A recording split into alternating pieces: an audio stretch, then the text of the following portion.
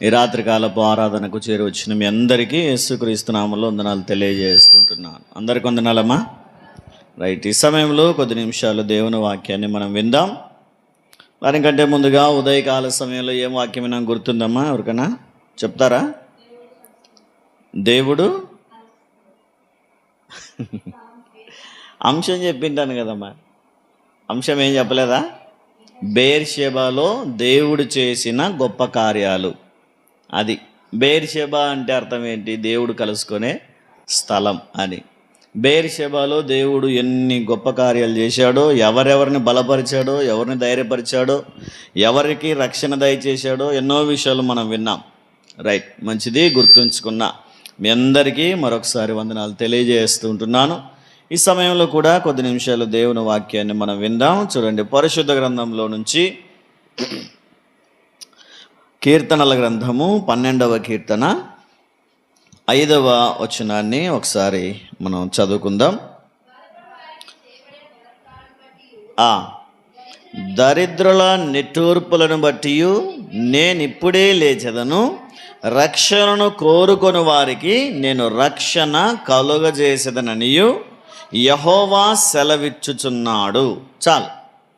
చూడండి, ప్రభువునందు ప్రియమైన దేవుని బిడ్డలారా, ఈ చదవబడిన లేఖన భాగములో దావీదు భక్తుని యొక్క ఈ కీర్తన ద్వారా పరిశుద్ధాత్మ దేవుడు మనతో మాట్లాడుతున్న విషయాలను కొద్ది నిమిషాలు మనం వినే ప్రయత్నం చేద్దాం.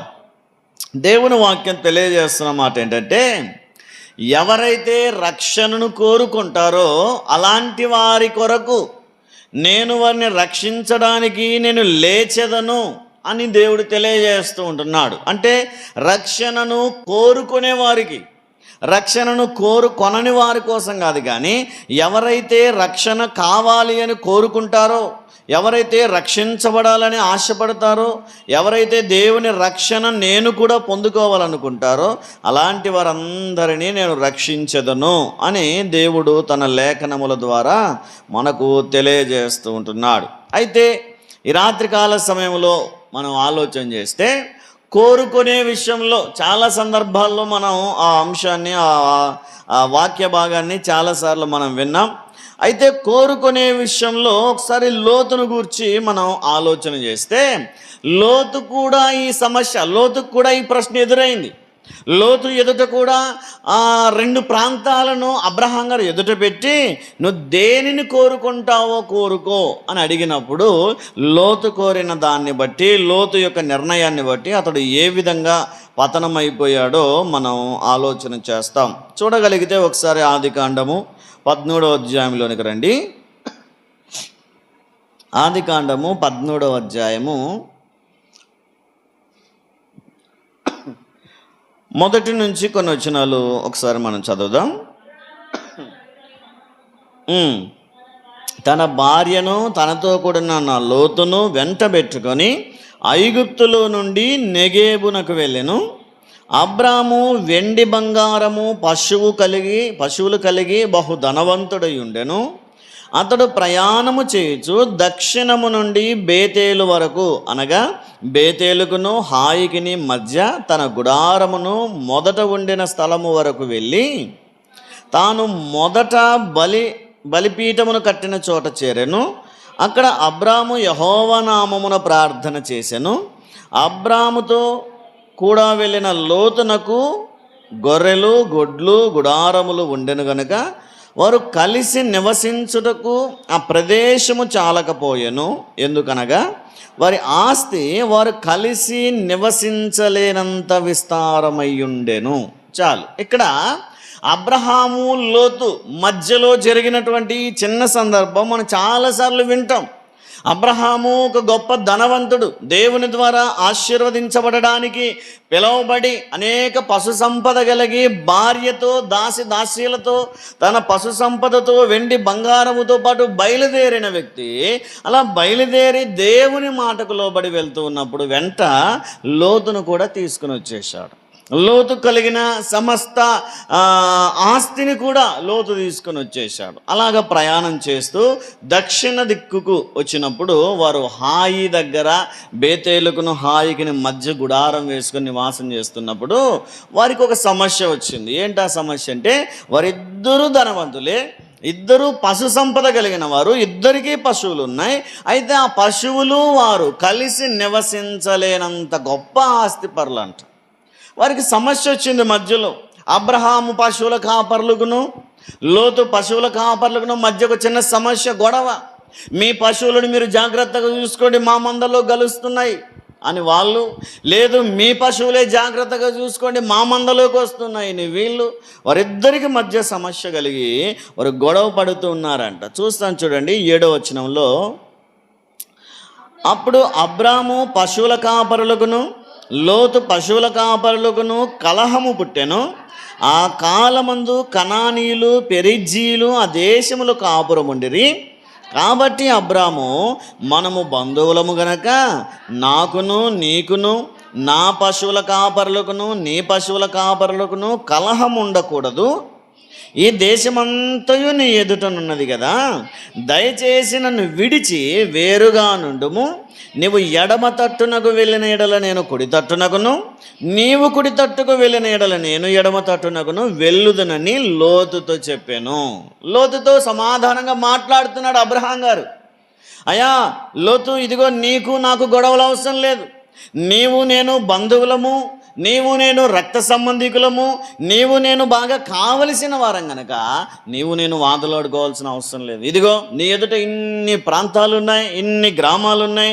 బహుశా నువ్వు వెళ్ళగలిగితే మొదట నువ్వు ఎక్కడికి వెళ్తావో అక్కడికి వెళ్ళు. నీవే మొదట మంచి స్థలాన్ని కోరుకో, నీవే మంచి ఆ స్థలమును ఏర్పరచుకున్న తర్వాత మిగిలిన స్థలంలో నేను ఉంటాను అని అబ్రహాం గారు అన్నారు.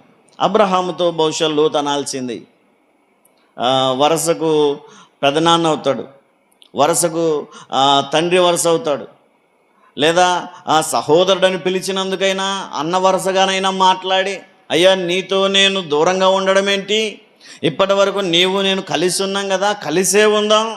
కాపర్ల మధ్యలో సమస్యలకు మనం ఎందుకు విడిపోవడం, కాబట్టి కలిసి ఉందాం అని చెప్పి అడగాల్సింది. కానీ ఏ ఒక్క మాట అడగకుండా అక్కడి నుంచి సరే అని చెప్పి వెళ్ళిపోవడానికి ఇష్టపడ్డాడు. ఆ తర్వాతే అప్పటిదాకా ఆశీర్వదించబడిన లోతు ఆ తర్వాతే పతనానికి దగ్గరైనట్టుగా దేవుని లేఖనాల్లో మనం చూస్తాం. అందుకే కలిసి ఉన్నంత వరకు, ఐక్యంగా ఉన్నంత వరకు దేవుడు మనల్ని ఆశీర్వదిస్తాడు. ఎప్పుడైతే విడిపోతామో, ఎప్పుడైతే దూరం అయిపోతామో, ఎప్పుడైతే ఒకరికొకరు సమాధానం లేకుండా జీవిస్తామో అప్పుడు సాతానుడు మనలోకి ప్రవేశిస్తాడు. కాబట్టి ఎప్పుడైతే అబ్రహాం ఆ మాట అన్నాడో వెంటనే లోతు తీసుకున్న నిర్ణయాలు, లోతు తీసుకున్నటువంటి ఆలోచనలు, లోతు చేసినటువంటి ఆ పనులే అతడు నాశనం కావడానికి, అతడు పతనం కావడానికి, అతడు దిగిపోవడానికి కారణమయ్యాయని దేవుని వాక్యం తెలియజేస్తుంది. అయితే ఈరోజు మనం ఒక 2-3 విషయాలు ఆలోచన చేద్దాం. అసలు లోతు పతనం కావడానికి అతడు తీసుకున్న నిర్ణయాలు ఏంటి అని ఆలోచన చేస్తే, అతడు పతనం కావడానికి కారణాలు ఏంటి అని మనం ఆలోచన చేస్తే, మొదటిగా 11వ వచనంలో మనం చదువుతాం చూడండి. కాబట్టి లోతు తనకు యోర్దాను ప్రాంతమంతటిని ఏర్పరచుకొని తూర్పుగా ప్రయాణము చేసెను. అట్లు వారు ఒకరికొకరు వేరైపోయిరి. అసలు మొదటిగా లోతు పతనం కావడానికి, లోతు ఆత్మీయముగా అబ్రహాం గారికి దూరం కావడానికి మొదటి కారణం అతడు అబ్రహాము నుండి వేరైపోవడమే. ఎప్పుడైతే దేవుని ద్వారా ఆశీర్వదించబడిన వాడు అబ్రహాం అని తెలిసినా, అబ్రహాము దేవుని కొరకు పిలువబడినవాడు, దేవుడే పేరు పెట్టి పిలుచుకున్నవాడు, దేవుని కొరకు నమ్మకంగా జీవిస్తున్నవాడు, అబ్రహామును బట్టి నేను కూడా ఆశీర్వదించబడుతున్నాననే సత్యాన్ని తెలుసుకున్నప్పటికీ అతడు అబ్రహాము నుంచి దూరం కావడానికి ఇష్టపడ్డాడంట. ఈరోజు మనం కూడా కొన్నిసార్లు పడిపోవడానికి, కొన్నిసార్లు పతనం కావడానికి కారణం మొదటిగా మనం కూడా దేవునికి వేరు కావడమే, లేదా దేవుని సన్నిధికి దూరం కావడమే. దేవుని మందిరానికి దూరం అయిపోయి, దేవునికి దూరం అయిపోయి, దేవుని సేవకులకు దూరం అయిపోయి మనం కూడా పతనానికి దగ్గర అయిపోతూ ఉన్నాం. అందుకే ఈ రాత్రి వాక్యం తెలియజేస్తున్నట్టుగా లోతు పతనమైపోవడానికి ఉన్న కారణాల్లో మొదటిది అతడు అబ్రహాముకు వేరైపోయినందుకు. అసలు దేవుని వాక్యం తెలియజేస్తుంది ఏంటి? లోకానికి వేరు కమ్మని. అపోస్తలుల కార్యముల గ్రంథము 2వ అధ్యాయము 40వ వచనంలో మనం చదివితే, మూర్ఖులకు ఈ తరము వారికి మీరు వేరై రక్షణ పొందమని దేవుని వాక్యం తెలియజేస్తుంది. చూడండి ఒకసారి 2వ అధ్యాయము 40వ వాక్యం చదువుదాం. ఇంకను అనేక విధములైన మాటలతో సాక్ష్యమిచ్చి మీరు మూర్ఖులకు ఈ తరము వారికి వేరై రక్షణ పొందుడని వారిని హెచ్చరించను. ఇక్కడ దేవుడు తన దాసుల ద్వారా తెలియజేస్తున్న మాట ఏంటంటే, మీరు లోకానికి వేరు కమ్మని. కానీ ఈ రోజుల్లో మనుషులు ఎలా ప్రవర్తిస్తున్నారో తెలుసా? లోకానికి వేరు కావట్లేదు కానీ దేవునికి వేరైపోతున్నారు. చిన్న సమస్యకే దేవుని నుంచి దూరం అయిపోయేవాళ్ళు, చిన్న అనారోగ్యం వస్తేనే దేవునికి దూరం అయిపోయేవాళ్ళు. అయితే దేవుని వాక్యం తెలియజేస్తుందో మనం దేవునికి వేరుగా ఉండడానికి వీల్లేదు. దేవునితో అంటుకట్టబడి జీవించాలని దేవుని వాక్యం తెలియజేస్తుంది. కొంతమంది అంటారు, దేవునితో ఉంటే, దేవుని మందిరంలో ఉంటే, దైవ సేవకులతో కలిసి ఉంటే అబద్ధం ఆడరాదు, బుద్ధులు మాట్లాడకూడదు, సినిమాలు చూడకూడదు, సీరియల్ చూడకూడదు. మన వల్ల యాడ్ అవుతుంది అంత కరెక్ట్ అనుకుంటారు. మన వల్ల యాడ్ అవుతుంది అంత కరెక్ట్. కాబట్టి ఏం చేయాలా? దేవునికి దూరంగా ఉండాలి. ఇష్టానుసారంగా జీవించినా సరిపోతుంది, దేవునికి దూరంగా ఉంటే అని చెప్పి వాళ్ళు తమ ఇష్టాన్ని నెరవేర్చుకోవడానికి కొంతమంది దేవునికి దూరంగా జీవించే మనుషులు కూడా ఉన్నారు. ఎప్పుడైతే దేవునికి దూరం అయిపోతామో, ఎప్పుడైతే దేవుని సంఘానికి దూరం అయిపోతామో ఏం ప్రారంభమవుతాం? మన జీవితంలో పతనం ప్రారంభమవుతాం. అందుకే లోతు అప్పటిదాకా ఆశీర్వదించబడి, అబ్రహామును బట్టి ఆశీర్వదించబడి, అబ్రహామును బట్టి దీవించబడి అన్ని గొప్ప మేలులు పొందుకున్నటువంటి లోతు ఎప్పుడైతే అబ్రహామును విడిచిపెట్టాడో, ఎప్పుడైతే అబ్రహాముకు వేరై జీవించాలనుకున్నాడో అతని పతనం అక్కడే ప్రారంభించబడింది. కొన్నిసార్లు మనం అనుకోవచ్చు, దేవునికి దూరంగా ఉండి కూడా బ్రతకొచ్చు, దేవునికి వేరుగా ఉండి కూడా మనం సంపాదించుకోవచ్చు, దేవునికి వేరుగా ఉండి కూడా కష్టపడి పని చేసుకోవచ్చు అని మనం అనుకుంటాం. దేవునికి వేరుగా ఉన్నప్పటికీ లోకంలో గౌరవప్రదంగా మర్యాదపూర్వకంగా జీవించవచ్చు. ఎంత కష్టపడితే మన కష్టాన్ని బట్టి మన జీవితాలు ఆధారపడి ఉంటాయని చెప్పి దేవునికి వేరుగా జీవించే మనుషులు కూడా లేకపోలేదు. అయితే యోహాను సువార్త 15వ అధ్యాయంలో మనం చదివితే, మీరు నాకు వేరుగా ఉండి ఏమీ చేయలేరు అంటాడు దేవుడు. చూడండి ఒకసారి 15వ అధ్యాయము 5వ వచనం. ద్రాక్షావల్లిని నేను, తీగెలు మీరు. ఎవడు నా యందు నిలిచియుండునో, నేను ఎవని యందు నిలిచియుండునో వాడు బహుగా ఫలించును. నాకు వేరుగా ఉండి మీరేమీ చేయలేరు. చూడండి దేవుడు ఎంత స్పష్టంగా చెప్తున్నాడు. మీరు నాకు వేరుగా ఉంటే, మీరు నాకు దూరంగా ఉంటే, మీరు నా సన్నిధికి రాకుండా ఉంటే, మీరు వాక్యం చదవకపోతే, మీరు ప్రార్థన చేయకపోతే, మీరు నాకు వేరుగా ఉంటే మీరు ఏమీ చేయలేరు. ఇల్లు కట్టాలన్నా, పొలం వేసుకోవాలన్నా, విత్తనం విత్తుకోవాలన్నా, చదువుకోవాలనుకున్నా, ఉద్యోగం సంపాదించుకోవాలనుకున్నా, ఏదైనా సరే ఎలా ఉంటే వస్తుందంట? దేవునితో అంటు కట్టబడి ఉంటేనే. ఆయన అంటాడు, నేను ద్రాక్షావల్లిని, నేను ఒక ద్రాక్ష తీగెను, నాతో మీరు అంటు కట్టబడి ఉంటేనే ఒక గెలగా మీరు ఫలిస్తారు, కానీ నా నుండి వేరైతే మీరు ఫలించరు అంటాడు దేవుడు. ఏదైనా ద్రాక్ష తీగకు కలిసి ఉంటేనే ఫలిస్తుంది కదమ్మా. ఏదైనా ఇప్పుడు మనం ఇంత లైటింగ్ అంతా సెట్ చేసుకున్నా, అక్కడ స్తంభానికో డీప్కో అది కనెక్షన్ లేదనుకోండి, దానికి వేరై ఉందనుకోండి, వస్తుందా? పవర్ వస్తుందా? రాదు. ఎందుకంటే దానికి వేరుంది, దాంతో కనెక్షన్ లేదు దీనికి. అలాగే ఏదైనా ఆలోచన చేయండి, ఎంత గొప్ప పనైనా సరే దానికి అనుసంధానమై ఉంటేనే ఏ విధంగా ఫలిస్తుందో అదే విధంగా మన జీవితాలు కూడా ఎవరితో ఉండాలా? దేవునితో ఉండాలి. కొన్నిసార్లు అనుకుంటాం, దేవుడు లేకపోయినా బాగానే ఉన్నాం కదండి, దేవుడు లేకపోయినా, దేవునితో మాట్లాడకపోయినా, దేవుని సన్నిధికి రాకపోయినా బాగానే ఉన్నాం, మాకేం కష్టం లేదే, మా జీవితంలో ఏం నష్టం లేదే అని అనుకుంటాం. కానీ ఒకేసారి వచ్చి నెత్తి మీద పడతాయి. అప్పుడేం చేస్తాం? ఒకేసారి చావు దెబ్బ తినాల్సి వస్తుంది, ఒకేసారి మరణ వార్త వినాల్సి వస్తుంది. అప్పుడేం చేస్తాం? ఏమీ కాలేదు అనుకుంటాం. ఒకేసారి దేవుడు దెబ్బ కొట్టగలుగుతాడు. కాబట్టి దేవునికి వేరుగా ఉంటే మనం ఏమీ చేయలేం, కనీసం శ్వాస కూడా తీసుకోలేం. దేవునికి వేరుగా ఉంటే మనం దేవునితో అంటు కట్టబడి ఉంటేనే మనం ఫలిస్తాం. దేవునికి వేరుగా ఉంటే ఫలించం, పైగా పతనానికి అది తొలిమెట్టుగా దేవుని వాక్యం తెలియజేస్తుంది. లోతు ఆశీర్వదించబడి బహుశా అబ్రహాములాగా అతని సంతానం కూడా గొప్పగా వ్రాయబడాల్సింది, కానీ ఎందుకు అతని చరిత్ర అక్కడితో ముగిసిపోయింది అని ఆలోచన చేస్తే అతడు మొదటిగా అబ్రహాముకు వేరయ్యాడు. అనగా దీవెనకు, ఆశీర్వాదానికి, వారసత్వానికి, దేవుని కృపకు దూరమైనట్టుగా దేవుని లేఖనాలు తెలియజేస్తూ ఉన్నాయి. మరి ఈ రాత్రి మనల్ని మనమే ఆలోచన చేస్తే, మనల్ని మనమే పరీక్షించుకుంటే, మనం ఒకవేళ ఏమైనా దేవునికి దూరం అయిపోయామా? మనం కూడా దేవునికి వేరుగా జీవిస్తున్నామా? సంఘానికి, సంఘ కాపరికి వేరుగా జీవిస్తూ, వాక్యానికి, ప్రార్థనకు, ఆత్మీయతకు వేరుగా జీవిస్తూ ఈరోజు మనం గడుపుతూ ఉంటే, జీవిస్తూ ఉంటే కనుక మనకు కూడా పతనం ప్రారంభమైనట్టే. కాబట్టి ఈ రాత్రి మనం నేర్చుకోవాల్సిన ఒక విషయం ఏంటంటే, మనం పతనం కాకూడదంటే లోతు వలె మనం వేరే జీవితాన్ని గడపకూడదు, వేరే దూరముగా జీవించకూడదు. మనం దేవునితో అంటు కట్టబడే ఉండాలా, దేవునితో కలిసి ఉండాలా. దేవునికి వేరుగా ఉంటే ఏమీ చేయలేమని చెప్పి దేవుని వాక్యం చాలా స్పష్టంగా తెలియజేస్తుంది. కాబట్టి ఈరోజు ఆలోచన చేద్దాం, మనం దేవునికి వేరుగా ఉన్నామా? లోతు పతనానికి మొదటి కారణం అతడు అబ్రహాముకు వేరుగా ఉన్నందుకు, లేదా దేవునికి వేరుగా ఉన్నందుకు. అందుకే ఆ కళ్ళ ముందు కనిపించగానే గొప్పగా అతడు కోరుకొని చక్కగా వెళ్ళిపోయాడంట. 11వ వచనం, కాబట్టి లోతు తనకు కలిగిన యొర్దాను ప్రాంతం అంతటిని ఏర్పరచుకొని తూర్పుగా ప్రయాణము చేసెను. అట్లు వారు ఒకరికొకరు వేరైపోయిరి. అబ్రహాం అన్నాడు అనుకో, పెద్ద మనసుతో పెద్దరికముగా ఒక మాట అన్నాడే అనుకో, లోతు ఇదిగో వెళ్ళవయ్యా, కొంచెం అటు వెళ్ళి జీవించు, కొంచెం వేరుగా ఉండు, కొంచెం ఏర్పాటుగా ఉండు అన్నాడు అనుకో, పెద్ద మనసుతో పెద్దరికంతో. అన్నా, నేను నీ నుంచి దూరంగా ఉండలేను బాబాయ్, నేను నీతో దూరంగా ఉండలేను, నీకు వేరుగా జీవించలేను, ఉంటే నీతోనే ఉంటాను. పశువుల కాపర్లు గొడవ పడతారా? నేను సర్ది చెప్తాను. పశువుల కాపర్లకు వాదన వస్తుందా?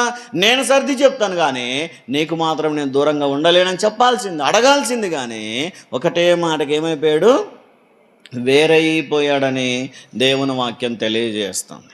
లోకానుసారంగా ఆశించి, లోకానుసారమైన వాటి వైపు చూస్తూ ఈరోజు దేవునికి మనం కూడా దూరం అయిపోతున్నాను మేము. ఒకసారి ఆలోచన చేసే ప్రయత్నం చేద్దాం. రెండవదిగా అతడు పతనం కావడానికి రెండవ కారణం ఏంటంటే, అక్కడే 13వ అధ్యాయంలోనే ఒకసారి 9-10 వచనాలు చదువుదాం. 9-10 చదవండి. నీ ఎదుటనున్నది కదా, దయచేసి నన్ను విడిచి వేరుగా నుండుము. నీవు ఎడమ తట్టునకు వెళ్ళిన ఎడల నేను కుడి తట్టునకును, నీవు కుడి తట్టునకు వెళ్ళిన ఎడల నేను ఎడమ తట్టునకును వెళ్ళుదనని లోతుతో చెప్పగా, లోతు తన కన్నులెత్తి యొర్దాను ప్రాంతం అంతటిని చూచెను.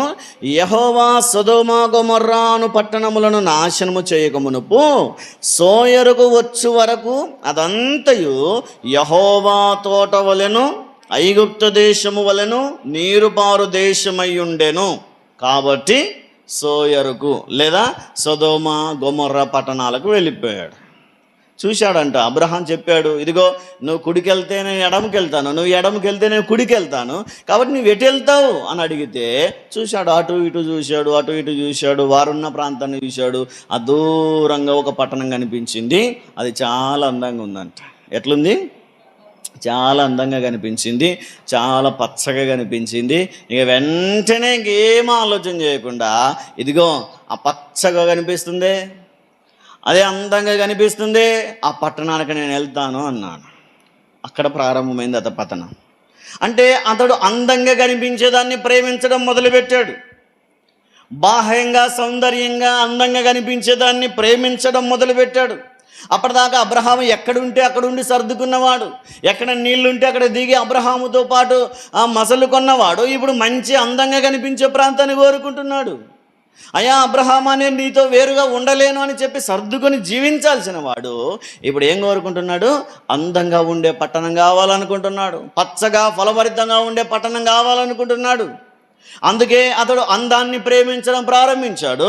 అందాన్ని ప్రేమించి అందంగా కనిపించేటువంటి సొదొమ గొమొర్రాలను ప్రేమించి అక్కడికి వెళ్ళడం మొదలుపెట్టేశాడు. ఈరోజు దేవుని వాక్యం తెలియజేస్తుంది, అదే బయటికి అందంగా కనిపించే వాటి వెనుక భయంకరమైన పాపం దాగుంటుందని దేవుని వాక్యం తెలియజేస్తుంది. అందుకనే సామెతల గ్రంథం 31వ అధ్యాయం 30వ వచనంలో చాలాసార్లు మనం చదువుకుంటాం కదా, అందం మోసకరము, సౌందర్యము వ్యర్థము. చాలా ఇక్కడ చూస్తాను చూడండి, అందం మోసకరమైంది, సౌందర్యం వ్యర్థమైపోయింది. బహుశా నీ కంటికి అది అందంగానే కనిపించవచ్చేమో, కంటికి ఇంపుగానే కనిపించవచ్చేమో, కానీ దాని వెనక భయంకరమైన పాపం దాగుందని దేవుని వాక్యం తెలియజేస్తుంది. అసలు పాపం ప్రారంభం కావడానికి కారణమే ఆ అందం. ఆదాము హవ్వలు ఏదైనా తోటలో ఉన్నప్పుడు హవ్వ వెళ్ళి ఆ చెట్టు దగ్గర చూసి పండును చూసిందంట. పండు ఎలా కనిపించింది? చూపుకు రమ్యముగాను, అది రమ్యముగా అందంగా కనిపించేసరికి దాన్ని తీసుకొని తినాలనిపించింది ఆమె. అది అందంగా కనిపించకపోతే తినేది కాకపోనేమో, అది తినకపోయేదినేమో, కానీ ఎప్పుడైతే అది అందంగా కనిపించిందో, అది సౌందర్యంగా కనిపించిందో, అది కంటిగా ఇంపుగా కనిపించిందో, వెంటనే దానిలో కొన్ని తీసుకొని తన భర్తకు కొన్ని తీసి పెట్టిందంట. అవి అందంగా కనిపించి ఆకర్షించి సమస్త మానవాళిని అందరినీ పాపములో వేయడానికి ఆ అందం కారణమయ్యింది. సంసోను పతనం కావడానికి కారణం అందమే. ఈరోజు దావీదు పతనం కావడానికి, బత్షెబతో పాపం చేయడానికి కారణం అందమే. అమ్నోను పాపం చేయడానికి కారణం అందమే. ఈరోజు ఆలోచించండి, ఏ విషయంలోనైనా పాపం చేస్తున్న ప్రతి దాని వెనక ఒక కారణం, అది అందమే. ఏదైనా బంగారం ఎక్కువగా ప్రేమించే వాళ్ళు దాని అందాన్ని ప్రేమిస్తారు. ఏవైనా మంచి పట్టు చీరలు కావాలనుకుంటే అందులో ఉన్న అందాన్ని వెతుక్కుంటారు. ఎక్కడైనా సరే అందమైన దాన్ని చూస్తూ అందమైన వాటి వరకు పరిగెత్తుతూ ఉంటే ఆ అందం వెనక ఏముంటుంది? ఖచ్చితంగా పాపం ఉంటుందని దేవుని వాక్యం తెలియజేస్తుంది. అందుకనే లోతు పడిపోవడానికి రెండవ కారణం ఏంటంటే అందాన్ని ప్రేమించడం మొదలుపెట్టినాడు. అందుకనే అందంగా కనిపించేసరికి, పచ్చగా కనిపించేసరికి, నీళ్లు కనిపించే ప్రాంతం అయ్యేసరికి ఆ ప్రాంతాన్ని ప్రేమించి అక్కడికి వెళ్ళిపోయి ఆ ప్రాంతాన్ని ఇష్టపడ్డాడు, ఆ ప్రాంతాన్ని ప్రేమించడం మొదలుపెట్టాడు. ఆ ప్రాంతంలో ఉంటే ఇక నేను బాగుపడతాను అనుకున్నాడు. తన కొరకు అందమైన ప్రాంతాన్ని వెతికే ప్రయత్నం చేశాడు. అయితే దేవుని వాక్యం తెలియజేస్తున్న మాట ఏంటంటే, ఇర్మీయా గ్రంథంలో దేవుడు అంటాడు, నీ కొరకు గొప్ప వాటిని వెతకొద్దు అంటాడు దేవుడు. చూడండి ఒకసారి 45వ అధ్యాయము 5వ వచనాన్ని ఒకసారి చదవండి. నీ నిమిత్తము నీవు గొప్ప వాటిని వెదకుచున్నావా? వెదకవద్దు. చాలు. నీ నిమిత్తము గొప్ప వాటిని వెతుకుచున్నావా? వెదకవద్దు. లోతు వెతుకుతున్నాడు అందమైన పట్టణం కోసం, ఆ సౌందర్యమైన పట్టణం కోసం, నీళ్లు ప్రవహించే పట్టణం కోసం. అది చూడ్డానికి యెహోవా తోట వలె కనిపించింది, చూడ్డానికి పచ్చగానే కనిపించింది, చూడగానే అందంగానే కనిపించింది. ఆయన ఎక్కడ అందమైన పట్టణం దొరుకుతుందని వెతికాడు. అబ్రహాం వెళ్ళిపోమ్మనగానే, అబ్రహాం వేరే పొమ్మనగానే ఆ అరణ్య ప్రాంతములో ఎక్కడ ఏది అందంగా కనిపిస్తుందో వెతికి అందమైన పట్టణం కనిపించేసరికి అక్కడికి వెళ్ళిపోయాడు. కానీ దేవుని వాక్యం తెలియజేస్తుంది, నీ నిమిత్తము గొప్ప వాటిని వెతకొద్దు. దేవుడు నీ కొరకు ఏది ఏర్పాటు చేశాడో దాని కొరకే వెతకాలి. కానీ ఇక్కడ లోతు చేసిన రెండవ పొరపాటు ఏంటంటే, అందమైన దానికోసం వెతుకుతూ అందాన్ని ప్రేమించడం మొదలుపెట్టాడు. సరే, అది అందంగానే కనిపించింది, దూరం నుంచి చూడగానే అది అందంగానే కనిపించింది, కానీ దగ్గరికి వెళ్ళేసరికి దానిలో భయంకరమైన పాపం ఉంది. భయంకరమైన పాపం చేసేటువంటి ప్రజలు అక్కడ ఉన్నారు. ఆ తర్వాత ఏం జరిగింది? 19వ అధ్యాయంలో మనం చదివితే ఆ పట్టణం ఆ తర్వాత ఎలా కనిపించిందో అతనికి చూడండి. ఒకసారి 19వ అధ్యాయము 28వ వచనం చదవండి. సొదొమ గొమొర్రాల తట్టును ఆ మైదానపు ప్రదేశము యావత్తును చూడగా, అదిగో ఆ ప్రదేశపు పొగ ఆవము పొగవలే లేచుచుండెను. అదంతా బూడిదైపోయింది. ఒకప్పుడు ఎలా కనిపించింది లోతు కంటికి? అది మంచి అందమైన పట్టణంలా కనిపించింది. ఇప్పుడు ఎలా కనిపిస్తుంది? ఖాళీ బూడిదైపోయిందంట. ఆ పట్టణాన్ని చూస్తూ ఉంటే విరక్తి వస్తుంది. ఇప్పుడు ఆ పట్టణాన్ని చూస్తుంటే చూడబుద్ధి కావట్లేదు. ఇప్పుడు కారణం ఏంటంటే, ఆకాశంలో నుంచి దేవుడు అగ్నిగంధకాలను కురిపించాడు. ఆకాశంలో నుంచి దేవుడు అగ్నిని కురిపించి ఆ రెండు పట్టణాలను పాపాన్ని బట్టి, ఆ పట్టణస్థులు చేసిన పాపాన్ని బట్టి భయంకరమైన కాల్చి బూడిద చేసిన తర్వాత ఆ పట్టణం అంతా బూడిదైపోయిందంట. అక్కడ కనీసం గడ్డి పరక కూడా మొలవకుండా అంత నాశనం చేసేసాడు దేవుడు. ఒకప్పుడు చూడడానికి అందంగా కనిపించింది, ఒకప్పుడు చూడడానికి రమ్యంగా కనిపించింది, ఇప్పుడు ఎలా కనిపిస్తుంది? బూడిదైపోయిందంట. మనం కూడా కొన్నిసార్లు అందం వైపు పరిగెడుతూ ఉంటాం. అందంగా ఉండాలని, అందంగా కనిపించాలని చాలా ప్రయత్నాలు చేస్తాం. చివరికి ఏమవుతుంది? బూడిదే. కాబట్టి అందం వైపు పరిగెత్తక, అందం వెంట పరుగులెట్టక ఏం చేయాలా? మనం నిమిత్త గొప్ప వాటిని వెతకకుండా దేవుని చిత్తానికి లోబడాలి. లోతు పతనం కావడానికి రెండవ కారణం అతడు అందాన్ని ప్రేమించడం. మన కంటికి ఇప్పుడు అందంగా కనిపించేది కొంతకాలానికి అది పతనం కావచ్చు. ఇప్పుడు సౌందర్యంగా కనిపించేది మరొక రోజు అది విసుగు పుట్టించేదిలా కనిపించవచ్చు. కాబట్టి ఆలోచన చేయండి, అందం శాశ్వతమైంది కాదు, సౌందర్యం శాశ్వతమైంది కాదు, దేవుడిచ్చే కృప శాశ్వతమైనది. కాబట్టి ఆలోచన చేసి ఒకవేళ మనం కూడా ఏదైనా అందాన్ని ప్రేమిస్తుండే, అందంగా ఉండాలని ప్రయత్నిస్తూ ఉంటే అందం మోసకరమని, సౌందర్యం వ్యర్థమైందని సామెతలు 31:30లో చాలాసార్లు చదువుకుంటాం ఆ మాటని కదా. కాబట్టి అందంగా కనిపించిందని పరిగెత్తితే ఆ తర్వాత అది ఎలా కనిపిస్తుంది? బూడిదైపోతుంది అంట. కాబట్టి లోతు అబ్రహాముకు వేరైపోయిన తర్వాత, అందమైన పట్టణం కోసం పరిగెత్తిన తర్వాత చివరికి అతనికి మిగిలింది ఏంటి చెప్పండి? గట్టిగా చెప్పండి అమ్మా, ఏం మిగిలింది? మనకేం మిగులుతుంది చివరికి? బూడిదేనా? చెప్పండి, ముగిస్తాను, చెప్పకపోతే కొనసాగిస్తాను. ఏం మిగులుతుంది లాస్ట్కి మనకి? వాడు అన్నాడంట భార్యని, ఆ కొత్త ప్యాంట్ ఉందిగా తీసుకురాపో, జీన్స్ ప్యాంట్ అన్నాడంట. ఆ జీన్స్ ప్యాంట్ గోడ తగిలించానుగా తీసుకురాపో, పనికి పోవాలంటే తీసుకొచ్చింది. అది అంత ఎలకలు కుట్టిందంట ప్యాంటు. వెనక 4 బొక్కలు, ముందు 4 బొక్కలు, మొత్తం బొక్కలు పడితే భర్త అన్నాడంట, ఏంటి ఇది? కొత్త ప్యాంటు కదా, ఇది ఎందుకు ఇలా అయ్యిందంటే, నేనేం చేద్దునండి, ఇంట్లో ఏమున్నాయి? ఎలకలు ఉన్నాయి, నేనేం చేద్దును? ఎలకలు ఉన్నాయంటే ఎలా? వాటిని మరి నువ్వు పంపించేయాలిగా, వాటిని వెళ్ళగొట్టాలిగా.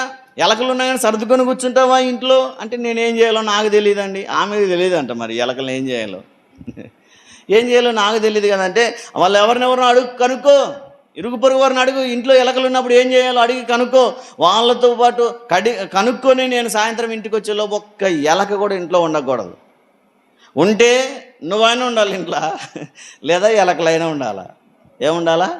ఉంటే నీవైనా ఉండాలి. సాయంత్రం ఇంటికి వచ్చేపాటికి నువ్వైనా ఉండు, లేదా ఎలకలైనా ఉండని. ఎలకలు ఉంటాయా, నువ్వు ఇంటికి వెళ్ళిపో నేను వచ్చేపాటికి. లేదు, నేను వచ్చేపాటికి నువ్వు ఉంటావా, ఎలకలన్నా ఖాళీ చేయాలా అని చెప్పి గద్దించి వెళ్ళిపోయాడంట, పనికి వెళ్ళిపోయాడంట. ఈమెకు ఆలోచన, ఏం చేయాలబ్బా ఎలకలు బాగోలేక.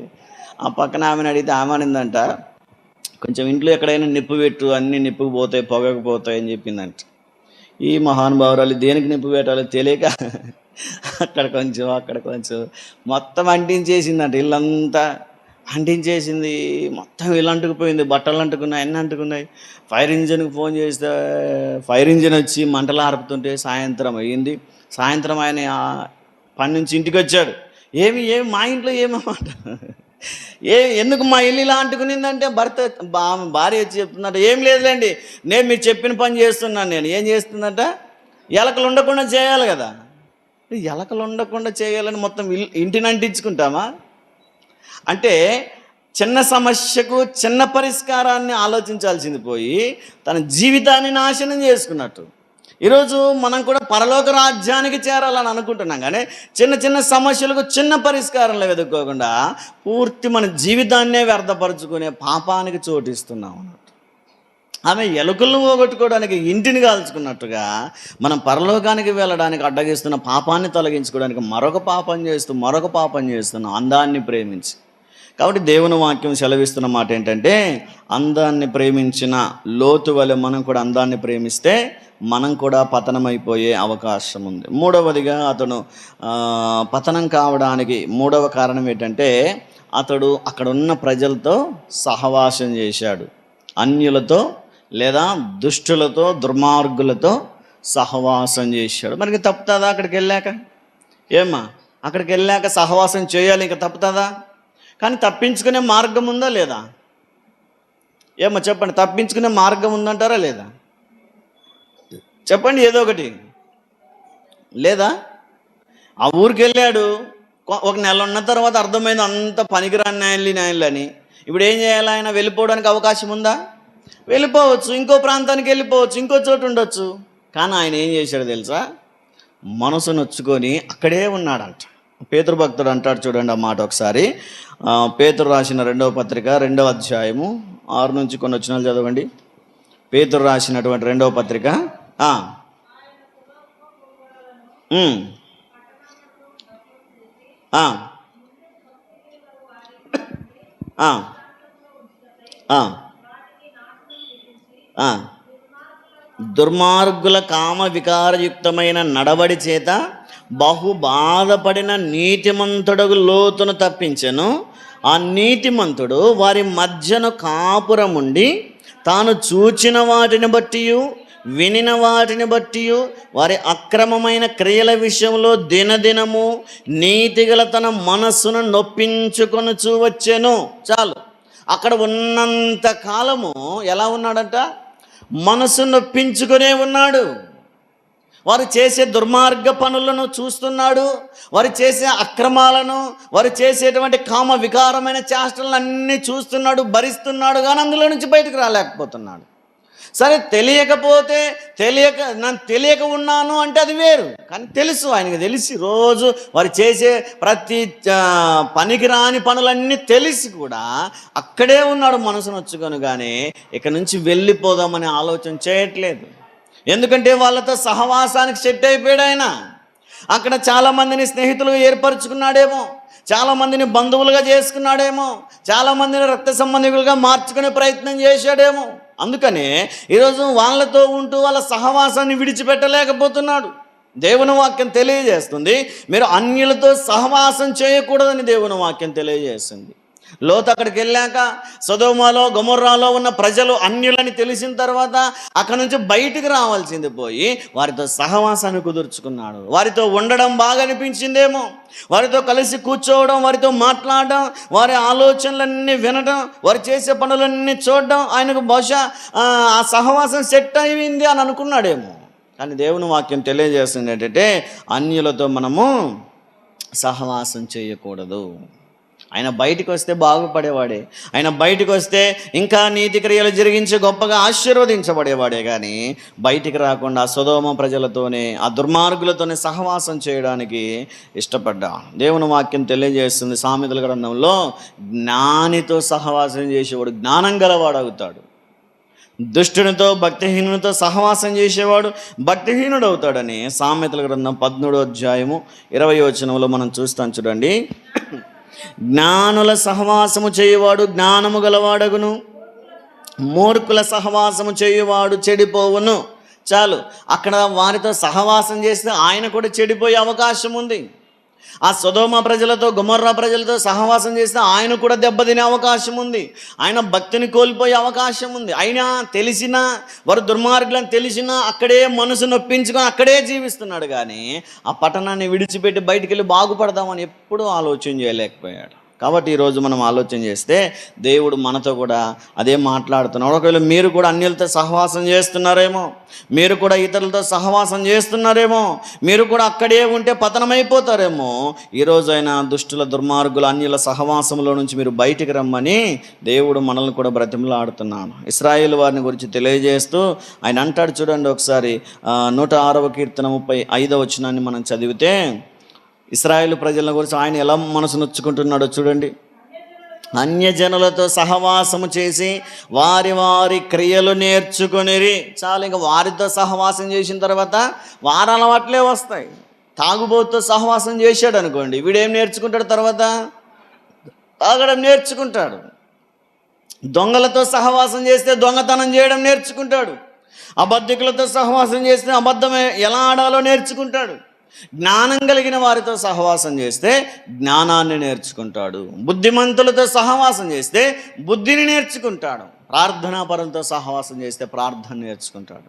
విశ్వాసులతో సహవాసం చేస్తే విశ్వాసములో అభివృద్ధి పొందుతాడు. కానీ దేవుని వాక్యం తెలియజేస్తున్నట్టుగా లోతు సొదొమ ప్రజలతో గొమొర్రా ప్రజలతో సహవాసం చేయడం నేర్చుకున్నాడు. అక్కడే ఉండిపోయాడు, మనస్సు నొచ్చుకుంటున్నాడు, కానీ బయటికి రాలేకపోతున్నాడు. కానీ దేవుని వాక్యం తెలియజేస్తుంది మనం ఎవరితో సహవాసం చేయాలి. కొరింథీ పత్రికలో పౌలు గారు తెలియజేస్తారు. చూడండి, కొరింథీయులకు రాసిన 2వ పత్రిక 7వ అధ్యాయము 24వ వచనాన్ని ఒకసారి చదువుదాం. చూడండి, మొదటి కొరింథీ పత్రిక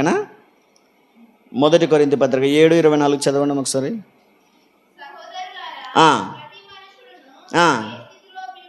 ఏ స్థితిలో పిలవబడెనో ఆ స్థితిలోనే దేవునితో సహవాసము కలిగి ఉండవలెను. హల్లెలూయా, హల్లెలూయా.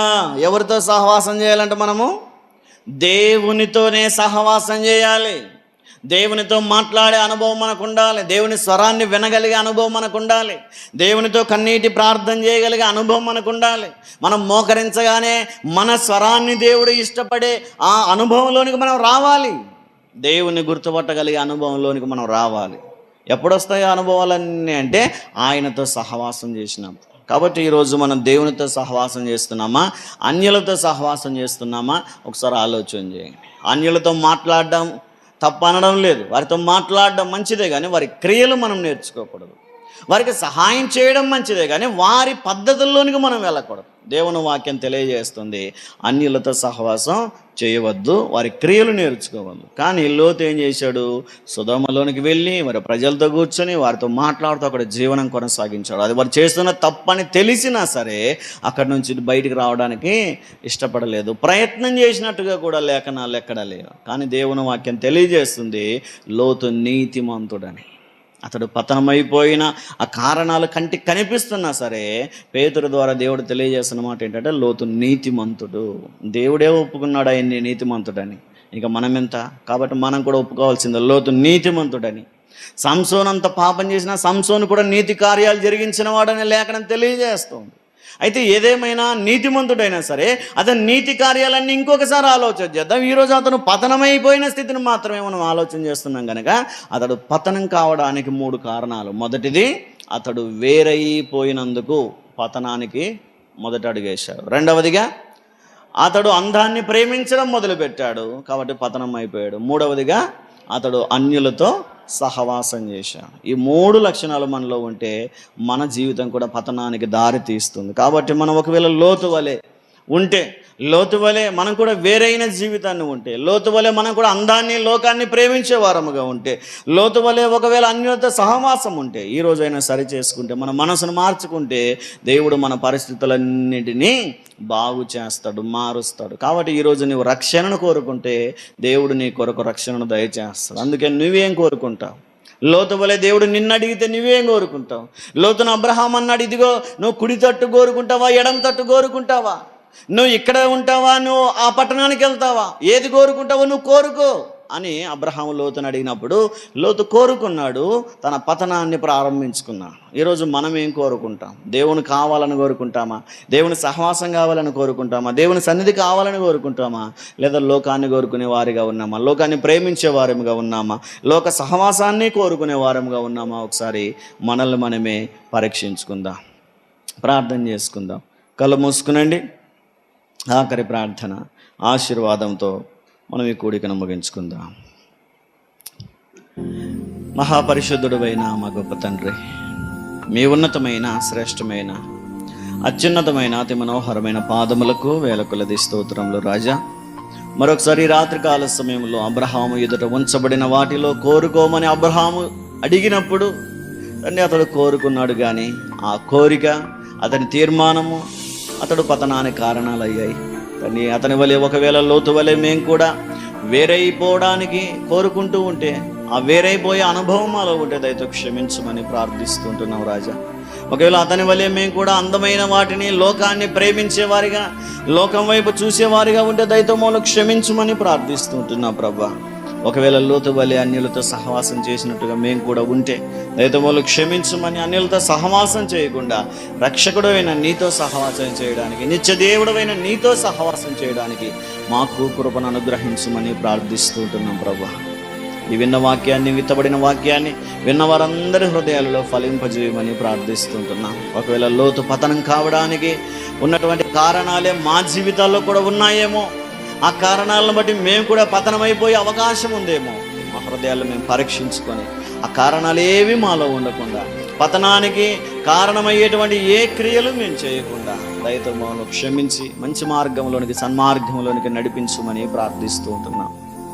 ఆసక్తితో చేరువచ్చిన బిడ్డలందరినీ మీరు దీవించి ఆశీర్వదించమని ప్రార్థిస్తూ ఉంటున్నాం. రాలేక వెనకబడిపోతున్న వారిని క్షమించి మరొకసారైనా రావడానికి మీరే కృప చూపించమని, ఈ రాత్రికాల సమయంలోని మెండైన దీవెనలు చేరువచ్చిన మా అందరిపై కుమ్మరించి నడిపించమని నజరేయుడైన యేసుక్రీస్తు వారి నామములో వినయముతో అడిగి వేడుకొని పొందుకొనిచున్నాము తండ్రి. ఆమేన్.